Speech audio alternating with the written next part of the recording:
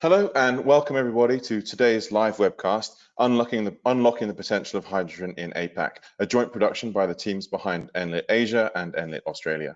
I'm Simon Hoare, Content Director for Asia for Clarion Energy. Before I hand you over to our moderator today to begin the discussion, I have a couple of housekeeping notes for you. In the handout section on the right-hand side of your screen, you'll find a number of documents for your reference. One of these is the biographies for our esteemed panel. In the interest of time today, we won't be introducing each of them beyond their names, titles, and companies, so please take a look, and you can also find a little bit more about each of their organizations too. A recording of today's webinar will be available after the live discussion, which you can access on the Enlit Asia and Enlit Australia websites, and also on the Smart Energy International or Power Engineering International sites. Please keep an eye out for the email with this link, which will follow in the next 24 hours. Next, we've had an incredible response to today's topic, which highlights how much interest there is in today's in hydrogen's potential in the region. We want this to be as interactive as possible, and while we can't hear you, we can of course ask questions. If you have a question for our panel, please feel free to send it through the Ask Staff a Question box on the right-hand side of your screen. The panel will respond to as many as possible. However, if we don't get to your question during today's webinar, we may be able to follow up afterwards. Lastly, we do have a number of polls running throughout today's discussion. Please take just a few seconds to respond to these. The response will be shared with you by the moderator. Without further ado then, I'd like to introduce you to our moderator for today's discussion, George Varma, who is a partner with Pinsent Masons. I'll let him further introduce himself and the panel of speakers we have gathered for you today. George. Thanks, Simon. Hello, everyone, and welcome to today's webinar on unlocking the potential of hydrogen in the Asia-Pacific region. As Simon has said, my name is George Varma, and I'm a partner at the law firm Pinsent Masons, and I will be your moderator for this session. Now, before I introduce our panelists, I would like to firstly acknowledge and thank Enlit Asia and Enlit Australia for arranging this webinar and organising this fantastic panel we have today to talk about this hotly debated topic. We are quickly learning that hydrogen has a multitude of uses, and some argue that hydrogen could be the key to the world transitioning to a greener energy future.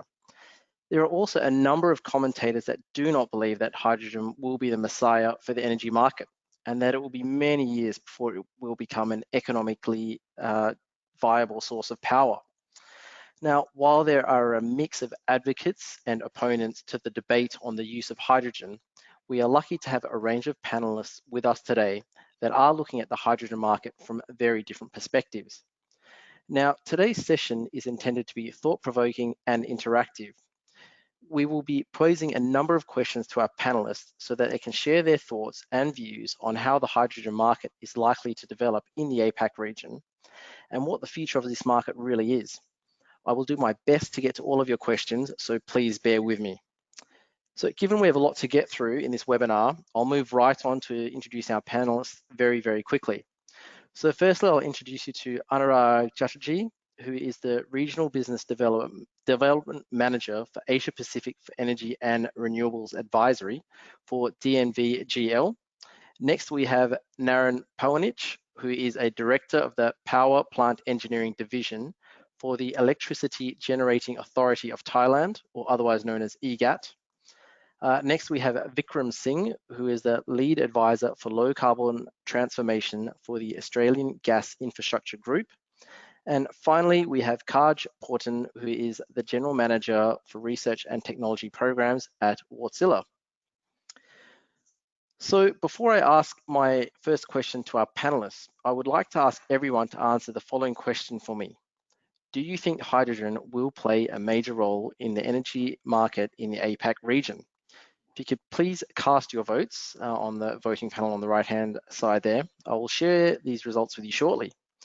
In the meantime, I would like to ask each of our panelists the same question for them to tell us what role they believe hydrogen will play in the APAC energy market, if any. Can I perhaps start with you, Anurag? Yep, thanks George, and hello everyone. Indeed, the topic on hydrogen has stirred interest for a very long time. And we all love some fun facts. So maybe I'll start off with a quick fun fact here. So if you were to search for, say, hydrogen and renewable in the early 2000s, you would probably get around, say, 3,000 hits. Now, if you're in the same search engine, if you use the same the keywords, you almost hit with almost 30,000 of different types of topics that will cover hydrogen. And adding to that sheer diverse, adding to that the number of hits, the diverse participation that we see in this webinar is a true testimony to the general interest in this topic. So before I kind of get into this, I would like to perhaps run through a little bit of Hydrogen 101 for the general audience, where it comes from, the production aspect, and put some fundamentals in perspective, as we will probably visit them time and time again during this discussion.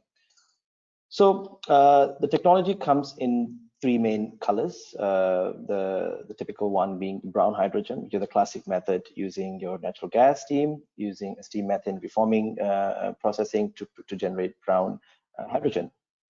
The other process, commonly known as electrolysis, produces blue and green hydrogen. The difference being blue comes from power generating from fossil fuels, and green, of course, comes from the renewable power source. The current interest that we see in hydrogen is mainly driven by the entire energy transition that a lot of the markets have now begun. That is decarbonization of our energy supply, to the shift from fossil to the renewable energy sources. Now, the energy transition, however, puts a lot of pressure on the power system from both sides, generation and demand, because you have to bear in mind that the grid, which was designed decades ago, was not designed to have this kind of variability of inputs from different sources. So now the solution to that pressure, however, is flexibility. And hydrogen is generally seen as a likely source of flexibility in this whole electricity system. It is converted quite easily to and from electricity, and can be stored for a very long time with some losses, of course. Now, outside the electricity value chain, hydrogen does play a part in several other uses, which is quite prominent in this region. Firstly, it provides the input to feedstock, pretty much the materials that go into the end product. And similar to natural gas, hydrogen also can be used in combustion mode in appliances like burner stoves and furnaces. In the near future, however, we do see combustion engines take on the hydrogen source to generate mechanical energy. But one key aspect which is unique to hydrogen is the fuel cell, which delivers DC voltage, and that has application that can be used to power homes, vehicles, boats, all sorts of large vehicles.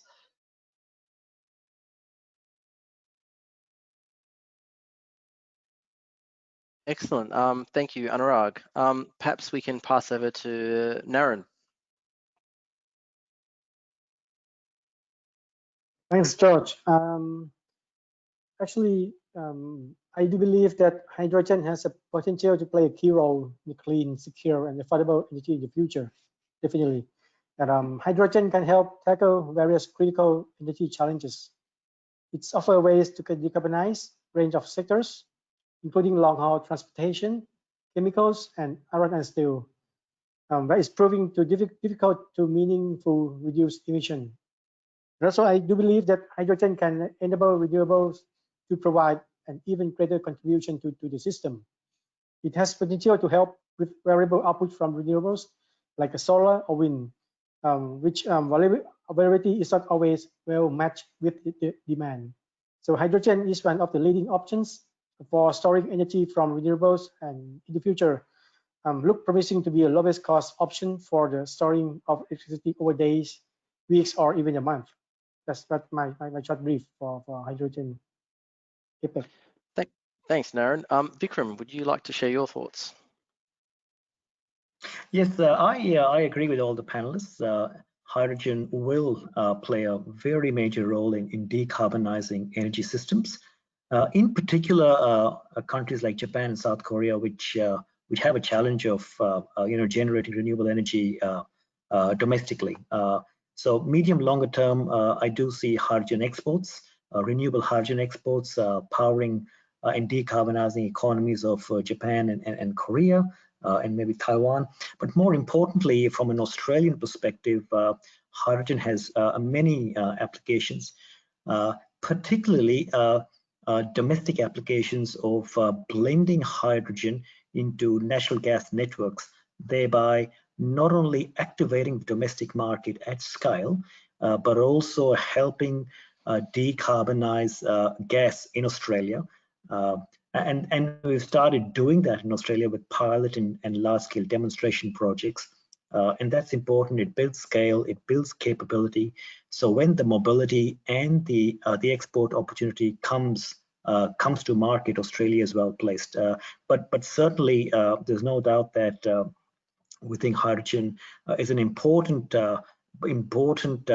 mechanism of transitioning not only the power sector, but transport and gas as well. Excellent, thanks Vikram. And finally, Kaj, could you share your thoughts, please? Yes, hello everyone. Yeah, I can only copy what the other speakers have already said, that hydrogen has really a high potential of becoming the fuel of the future. It will help societies to move towards decarbonization, and with 100% of renewables, it can be the fuel of the future.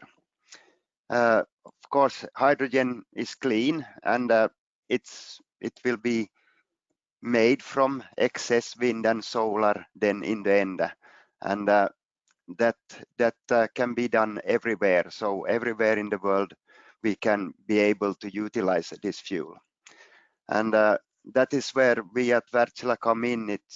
We also need to know how to utilize the fuel, and we want to make sure that when hydrogen comes, then we can be prepared to use it both in the power plants, as we make engines for power plants, and also on vessels in our marine engines. I think that the infrastructure, it will grow gradually, and it will take time before hydrogen is a big player, but we can start now.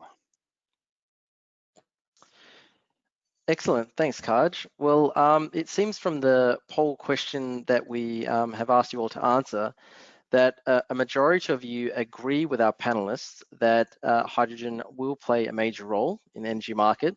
And out of I think we have about 500 plus people that are in attendance today, 85% of you, in fact, believe that it will play a major role, while 15% of you believe that it won't. Now, the second poll question that I would like to ask the audience is, what areas do you think hydrogen is likely to have the biggest impact? Again, I will share the results with you once they're collated. You've got a selection of options there. So if you could answer those questions, that would be great. But now I'll move on to asking some of our panelists some questions to see if their comments change your views at all. Perhaps I can start with you, Anurag. What do you see as the key markets for hydrogen in the APAC region, and why? Thanks, George. All the current markets that we have in the APAC have pretty much the same objective when it comes to hydrogen, which is to firstly complement electricity, accelerate the decarbonization agenda, and thirdly is to provide long-term range of storage solutions. Leading the pack, of course, it's Australia, because of the very systematic approach the market took to taking on the technology. The journey started somewhere in 2018 when a significant amount of funding was made available to put into research into the technology. Followed by a lot of discussions with the focus groups, different stakeholders. It was very important for all the stakeholders to believe in this whole transition and the technology before the bigger share of the market takes this on. So because we have seen that that does pose as an initial hurdle if you don't get the buy-in from different stakeholders who will be using the applications from hydrogen.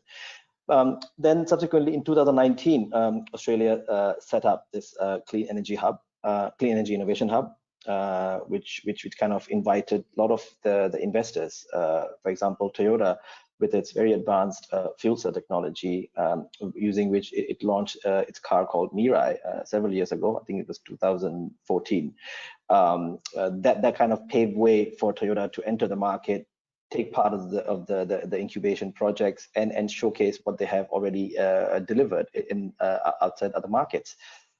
Also, this also kind of gave way to developers like Siemens, who pledged in Western Australia 5 gigawatt of renewables development, which can of course provide the scale for the green hydrogen, which is very much needed for the electrolysis price to reach a critical point. Then 2020, we see a lot of activities in the Yara ammonia project where green hydrogen is used to support the feedstock process. And all this is only possible if you have proper think tanks, councils which are set up like COAG, Energy Council, CSIRO, who are kind of delivering this whole hydrogen roadmap, and of course ARENA, who's kind of being the project sponsor for this entire journey. Second market, Japan, of course, with its established infrastructure, and now that they have an agreement with Australia to import green hydrogen, it puts them in lead with handling this technology.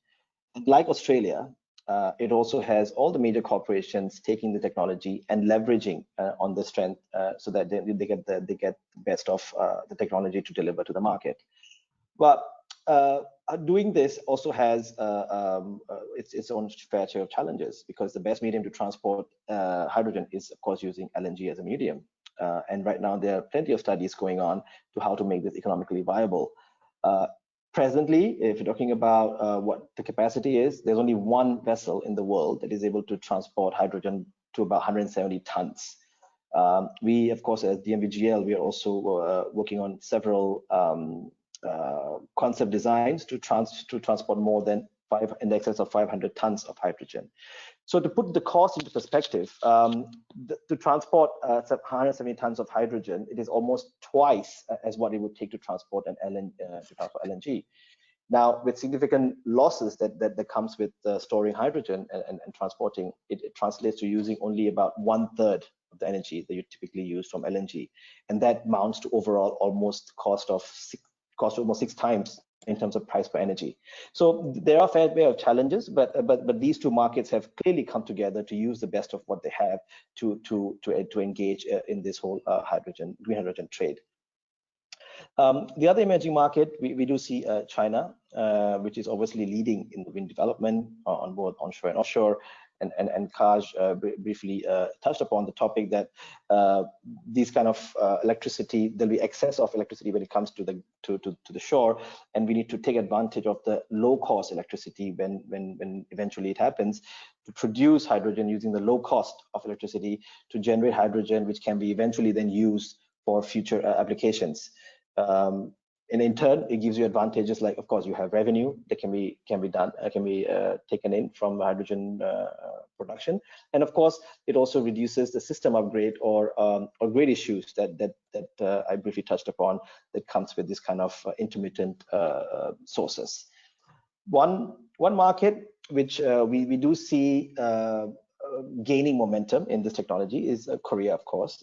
They have a very attractive renewable energy certificate scheme, which is in place for ESS and floating PVs.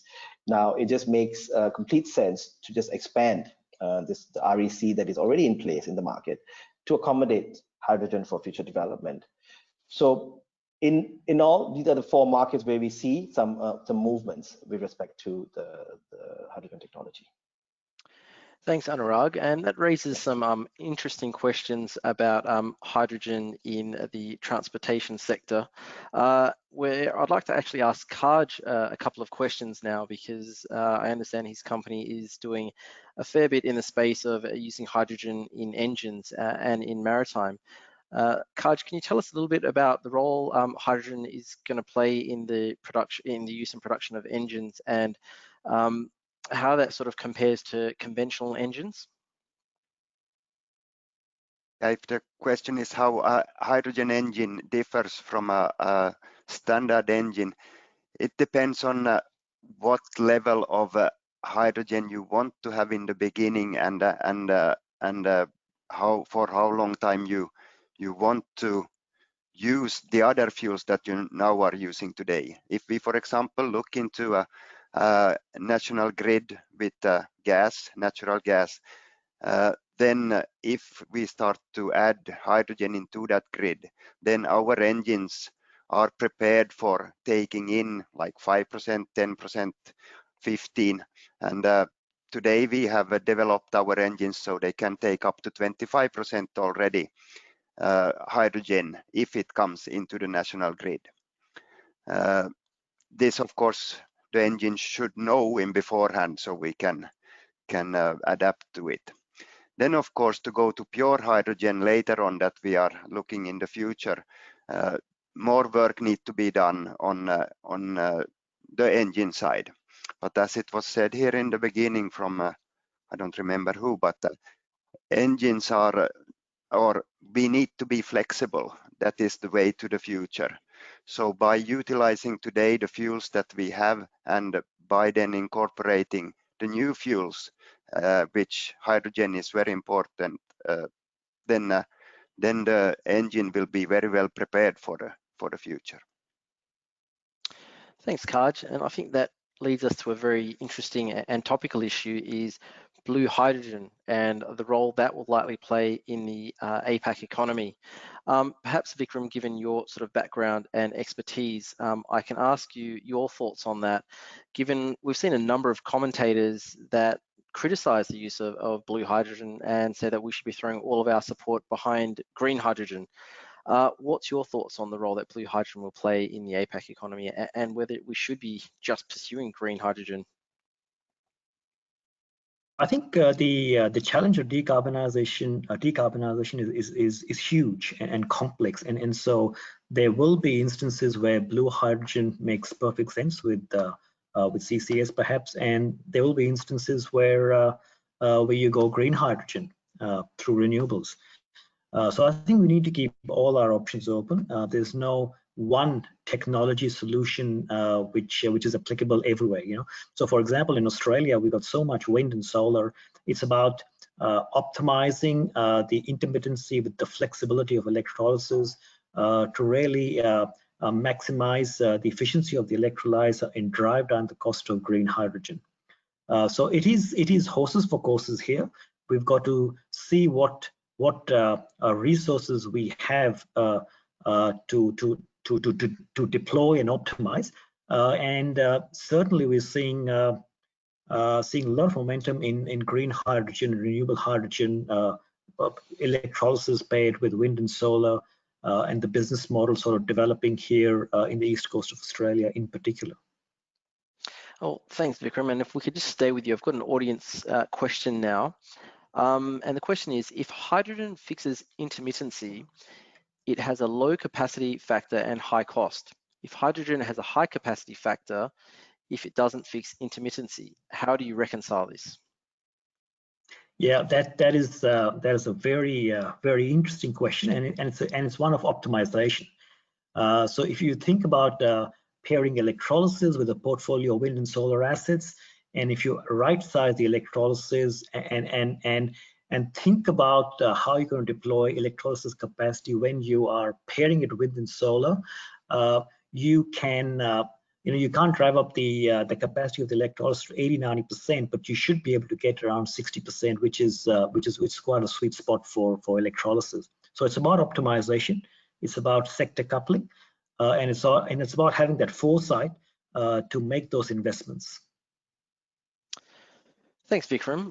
I'd just like to change tact a little bit, and maybe we can move to Naren, who can tell us a little bit about what role hydrogen is likely to play in the Thai electricity market, and what challenges do you see being faced by EGAT to introduce hydrogen into your market?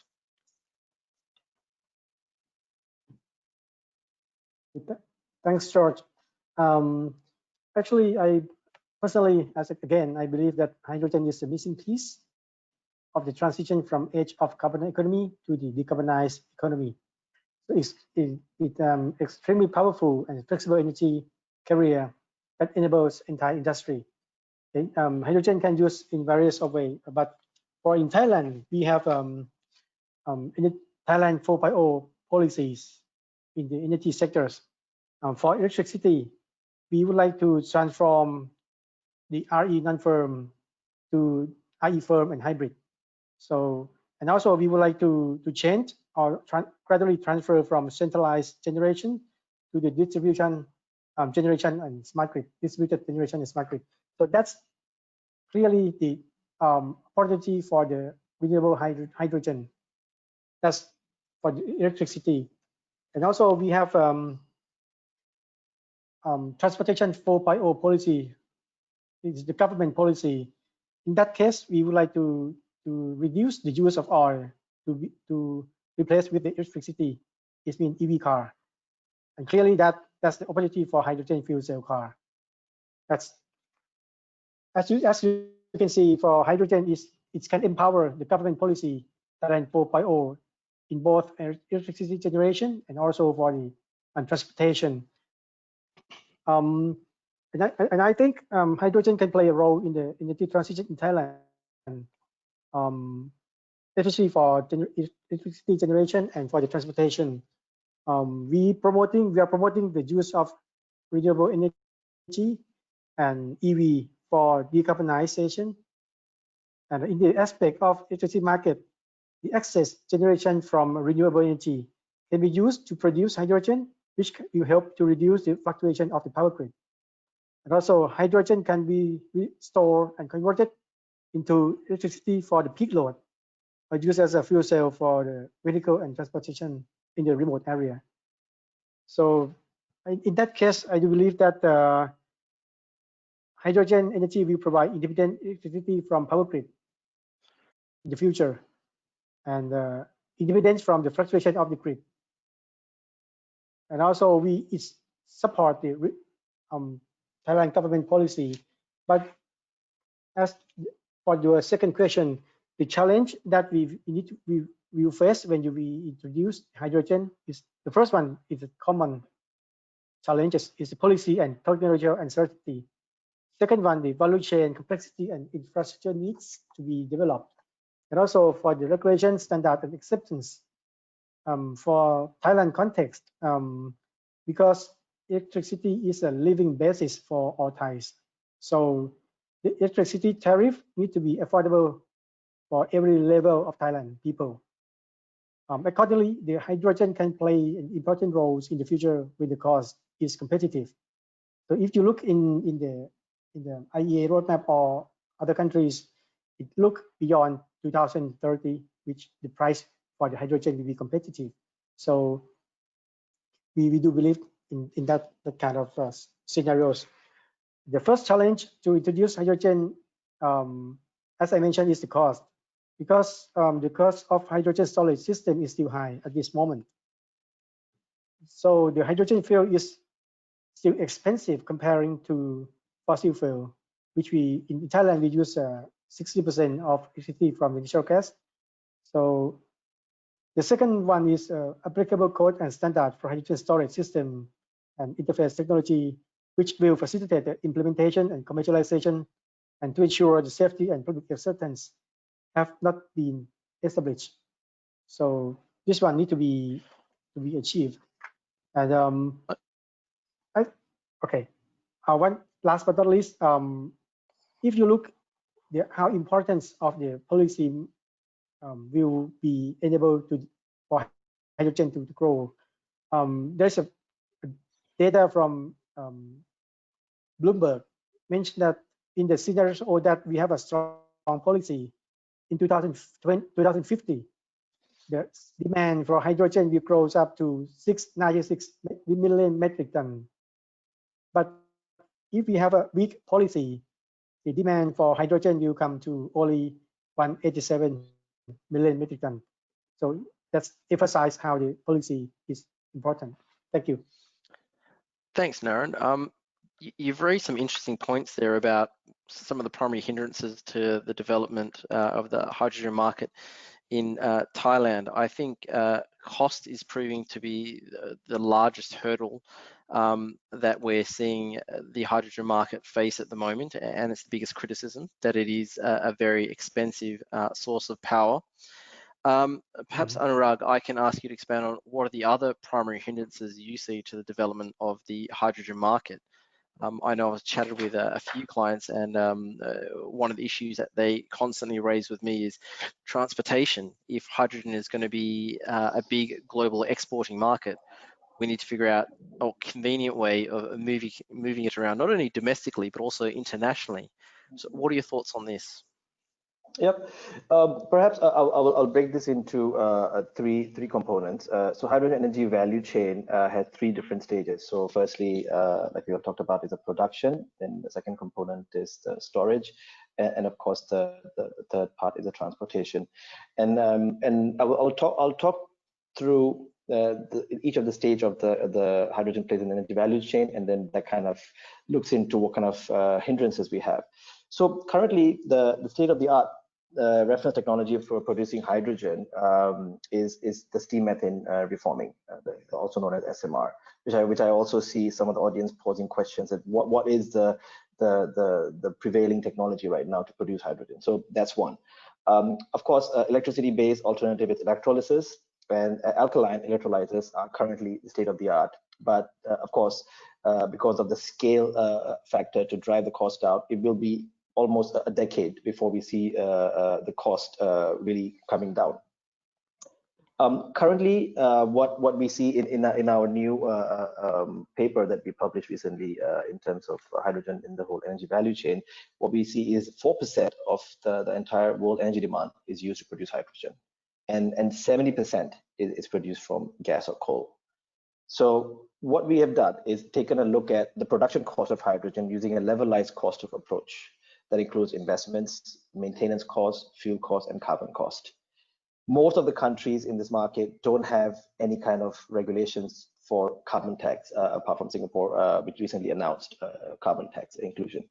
So what we see in terms of the production in 2050, the combined effect of the lower investments of electrolysis and for a couple with availability of low to zero price electricity, which will potentially give you a lowest levelized hydrogen production cost. So that's the production aspect.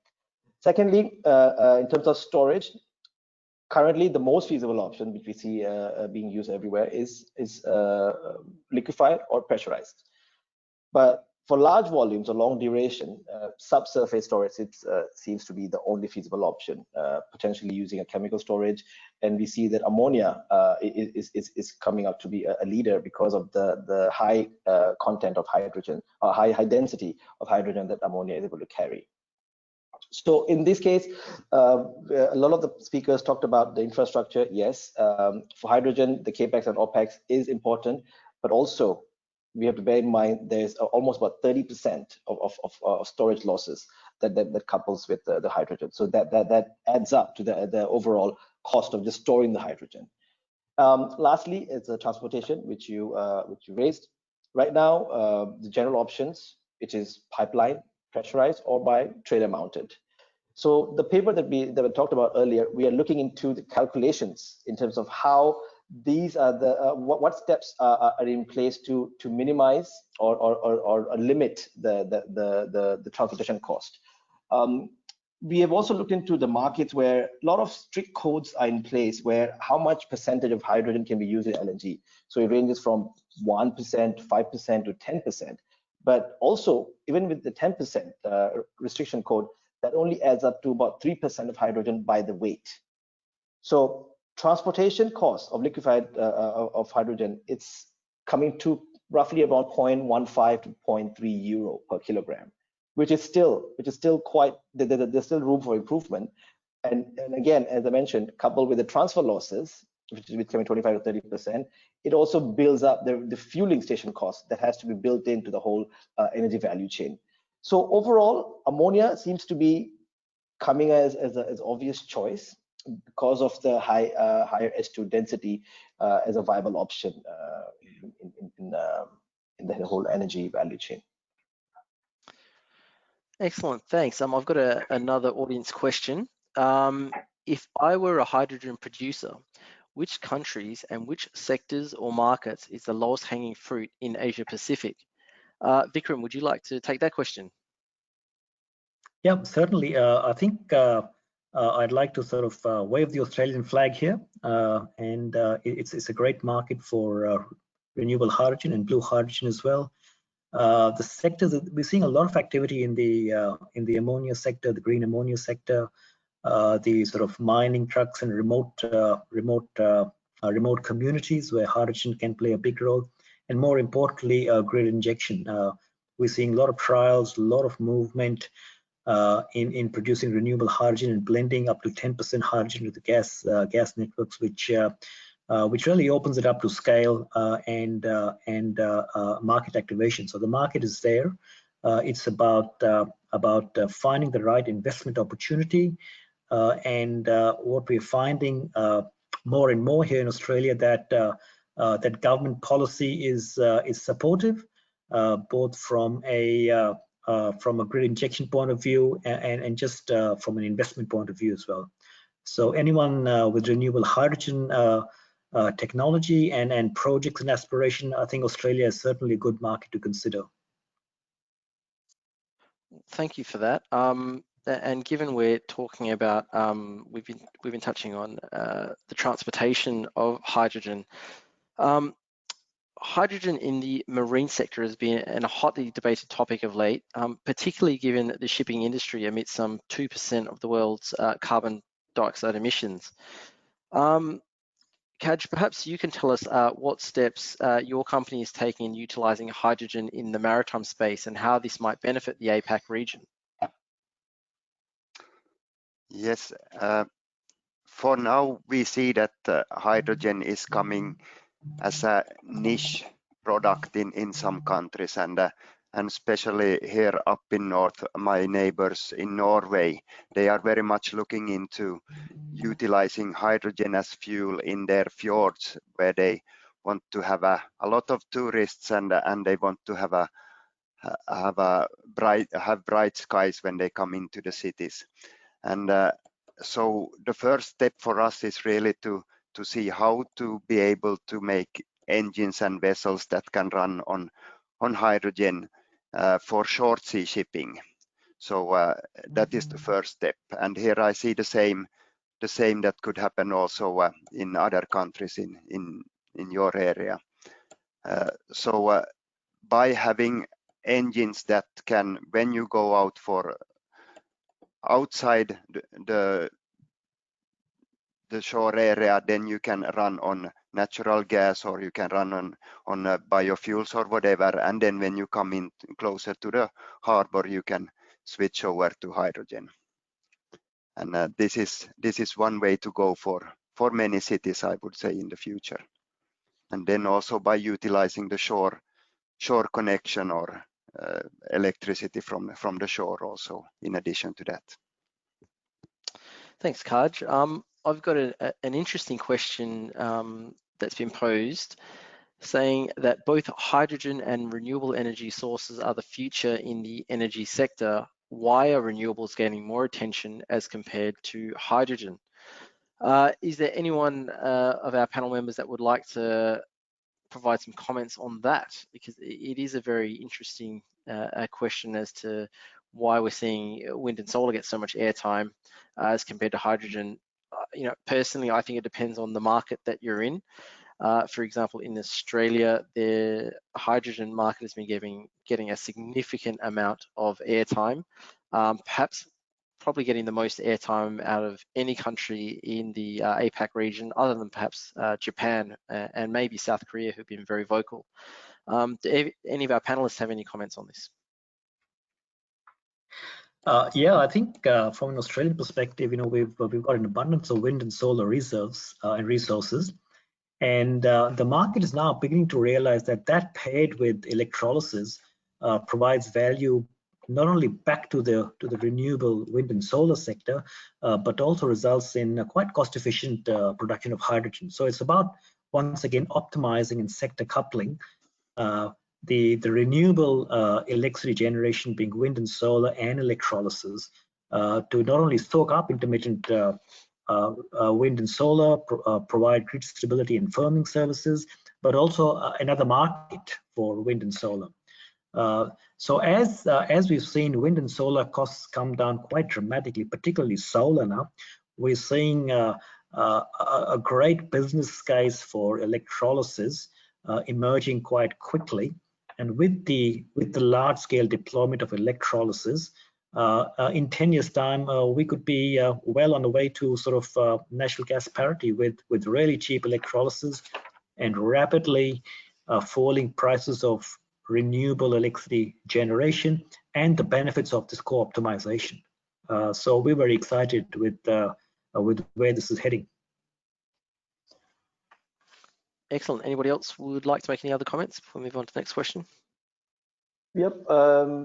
Well, it's a fair question. I mean, hydrogen is not, it does not come as the obvious choice when it comes to investment in the renewables. And there are plenty of reasons that is tied to it. Firstly, of the maturity of the supply chain that the solar PV and wind generation have achieved. Hydrogen is miles far from what they have. So it will be eventual, but at the moment it doesn't come as a natural choice when it comes to implementing hydrogen, because if you see all the markets, if I go back to the Paris Agreement, where the global warming was supposed to be kept at 1.5 degree, below 1.5 degree, and to achieve that by 2050, pretty much everyone has to reach carbon neutrality. Hydrogen as a enabler or a catalyst to that, it will be tough. As it is, there are enough challenges they're facing in terms of land acquisition for solar, large-scale solar projects, availability of wind in offshore deeper waters, where we're now exploring floating technology. So these are some of the thoughts that comes to any investor's mind before they go into the tier 2 option, which is hydrogen. And to tackle these, there have been global associations formed, such as Natural High, which is pretty much set up to perform this kind of practical experiments, impact study of using the current infrastructure the gas has in the field, and how we can assess the impact of blending hydrogen into the existing infrastructure that can accelerate the production. Then you have this association called HyReady, where DMVGL is working with global natural gas distribution companies to set up practical guidelines for preparing gas networks, just to kind of promote the safety aspect or de-risking of the whole hydrogen mindset that general public has.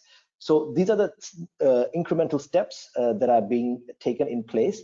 But of course, all this has to be coupled with the normal local market policies, which has to be inviting for the developers, the lenders, the manufacturers to come to the specific market to really scale up any kind of hydrogen technology. Thanks, Anurag. I think I'll just pause here. I'd like to just share with the audience the results of our earlier poll question about what areas you think hydrogen is likely to have the biggest impact. Unsurprisingly, at least to me, transportation is seen to be having the greatest impact there, energy storage, followed by transportation and electricity grids, and then last but not least, carbon capture and storage. So that's quite interesting. I don't know if any of our panelists want to comment on that result and whether that's surprising at all to any of them. If not, George, actually, we talk about the transportation. If you see in Europe, what we have seen are very strict codes of carbon emission, and for the fleet, the OEMs of the car OEMs, if they have to follow those strict carbon codes, EV is a natural choice to go with. Hydrogen is by far is not able to meet the kind of scale of production that the local market needs. But having said that, in US and APAC, hydrogen still may be a serious option. We see a lot of hydrogen buses, pilots running in this market. Even in Australia, because of the huge distances where EV is not able to support the fuel, coupling hydrogen with the EV existing infrastructure is able to provide that extra range of coverage that the EV is not able to do. So yes, it is not so prevalent but definitely there is room in the mobility sector for hydrogen to play an important part. I would just like to add that, you know, the energy storage and the gas networks, there's a big relationship there, because the gas network is one big energy storage mechanism as well. So as we sort of get more mature in terms of blending hydrogen into the gas networks, we can also think about that being a great store of renewable energy. Yeah, absolutely. I fully agree with that. Now, it seems to me that most of our panelists agree that hydrogen has a significant role to play in the APAC energy markets. So perhaps we can start to wrap things up with our panelists' thoughts on how long you think it will take for a hydrogen market to develop in this region and why. But before I ask any of our panelists to answer this question, I'd like to ask one final poll question to the audience, and that is, what areas do you think hydrogen is likely to have the biggest impact? And you can cast your votes there. And while we're compiling the results, perhaps I can ask Naren to kick things off as to where he sees the market going and how long it will take. Thank you. I think I'd like to start with one of the most active players in the hydrogen market. Japan was the first country to adopt a basic hydrogen strategy and plans to become a hydrogen society.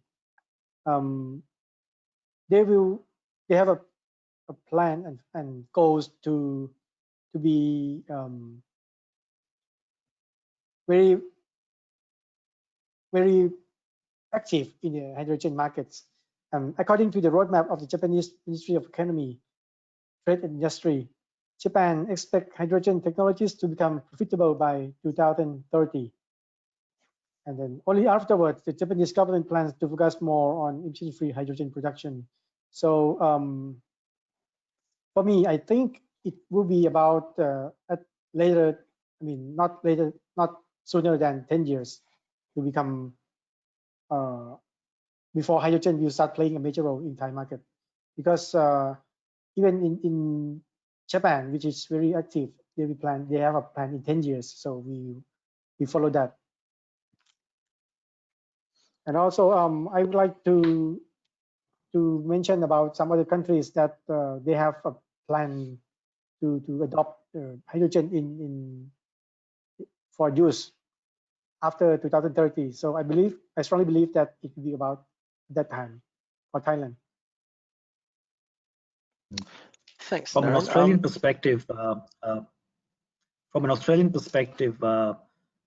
we've certainly got a clear sort of plan or a strategy to inject up to 10% hydrogen into all our gas distribution networks. So that's a market which is readily accessible. We can activate the domestic market, and that's what the gas sector is really focused on in Australia. And that gives you, in excess of over 1 gigawatt of electrolysis and over 1 gigawatt of renewable energy to pair up to.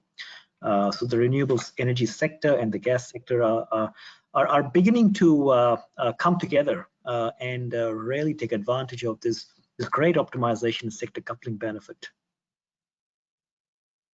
So Thanks, I think it Vikram. moved pretty quickly. Excellent. Kaj, can we get your thoughts, please? Yes, I also agree that as there is already national gas grids, it's quite easy to start to add some hydrogen as you can have it in the future as excess. And this is the way that we have looked at it, that by adding at first some 5% or 10%, then we can see how it develops, and all the equipment and everything around it then can be optimized for the future, because there are of course many older equipment that cannot adopt with hydrogen as fuel, even in small ratios, but as this will take some time, we can all adapt with new equipment and new controls. And also on marine, I would say that I will see demonstration vessels now coming up. There are a lot of discussion about hydrogen as fuel, and we will first see it on demonstration vessels, and by doing them well and showing that hydrogen is a good fuel and can be used in vessels, we will then show that this can also be used in bigger scale. Thanks, Kaj. And Anurag. Yep. So if I were to look into my little crystal ball here, I would say by 2035 is when I realistically see the production of hydrogen from the surplus electricity will compete with the natural gas-based hydrogen production. As we touched briefly earlier, hydrogen till date is not the first option, because there's a lot of tags for safety, infrastructure, cost, transportation attached to hydrogen. So all this will kind of add up to provide that the supply chain comfort that the investors or developers are looking for. And lastly, the third insight that I would like to leave you with is the production of hydrogen for electricity may become price setting by not earlier than 2050. It's very, very interesting. Anybody have any comments in response to Anurag? Do they disagree or agree? No one wants to challenge it. Perhaps you're right, Anurag. Look, I think we've got time for one final question. I've got an audience question here. For future hydrogen power plants, which type of power generation equipment will be dominant? Fuel cells or gas turbine or gas engine or others? Naren, can I throw that question over to you? What are your views? Sure. Thanks. I personally believe that hydrogen combined cycle power plant will come, because to the extent that I know, a lot of OEM has developed the gas turbine that can burn hydrogen in the fuel at some percentage. So in the future, the price will come. The data that I have in hand is from Bloomberg again. It shows that in 2030, the price for hydrogen fuel turbine power plant for the combined cycle will drop about 41% compared to the price in 2019. That's the very, very attractive one. And also, not only the hydrogen gas turbine combined cycle, but I believe the fuel cell also one of the dominant player in the market in the future. Thanks, Naren. Well, unfortunately, I think we'll need to bring these discussions to a close now, as our time is almost up. I think this has been a really insightful discussion on the likely impact hydrogen will have in the APAC region. And I think it's also identified a number of opportunities for growth as well. In my view, it is clear that hydrogen will have a significant role to play in the energy market moving forward, particularly given its diverse uses and flexibility in application. While it's likely to be some time before hydrogen becomes a powerhouse in the energy market, as Anurag has suggested, it's clear that with the technological advances that are currently taking place in the renewable energy sector, and particularly with the reduced cost of producing green energy, the cost of hydrogen production will also continue to fall and will make it an economical source of power in next to no time. I've got a slightly different view to Anurag. I think it might be a bit earlier than 2050, but I am an optimist. So Anurag's more of a technical guy, so he'll probably be closer to the mark. George, I'm with you. I think it's 2030, 2035. I'm very hopeful it is a lot quicker, given the amount of interest that we've got in the market at the moment. There seems to be a significant amount of collaboration that's happening between parties and technology providers, which I don't think we've seen in too many other industries to date. So I think that does give hydrogen a bit of a competitive advantage as compared to, say, wind and solar, because it is tapping into a number of markets. In my view, the key to driving the growth of the hydrogen market is adopting a collaborative approach to developing technology and integrating hydrogen into existing systems. As many countries are now pushing towards the goal of reducing net carbon emissions to zero by around about sort of 2050, it's going to take a combination of technologies working in unison to achieve this target. I personally do not believe that there'll be any one type of technology on its own that will be adequate to achieve the global targets that many of us are endeavoring to achieve. Now, I'd like to conclude by thanking our panelists for today, Enlit Asia and Enlit Australia for organising this event, and to all of you for attending and submitting your questions to our panelists. Now, unfortunately, we have not been able to answer even a quarter of the questions that were posed today, given we had, I think, in excess of 500 people dial into this webinar. But please feel free to reach out to the Enlit team, and they will endeavour to get back to you with input from our panelists in response to your questions. I'd like to remind everyone that a recording of today's webinar will be available on demand on the Enlit Asia and Enlit Australia websites, as well as on the Smart Energy International and Power Engineering International websites.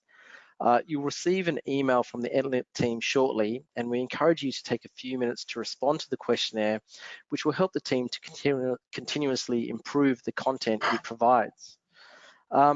Finally, next week, Enlit Asia and Enlit Australia have a series of webinars and interviews being released. So keep an eye out for upcoming content that may be relevant to you.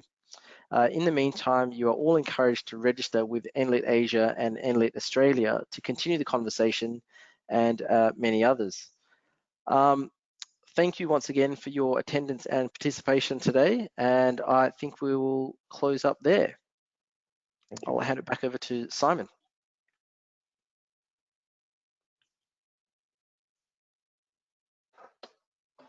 Wonderful, George. Thank you so very much. Everybody, thank you very, very much for joining us today. Wonderful discussion, and as George said, please do feel free to reach out to us if you have any questions. The team will make every effort to respond to the questions that did come in the meantime.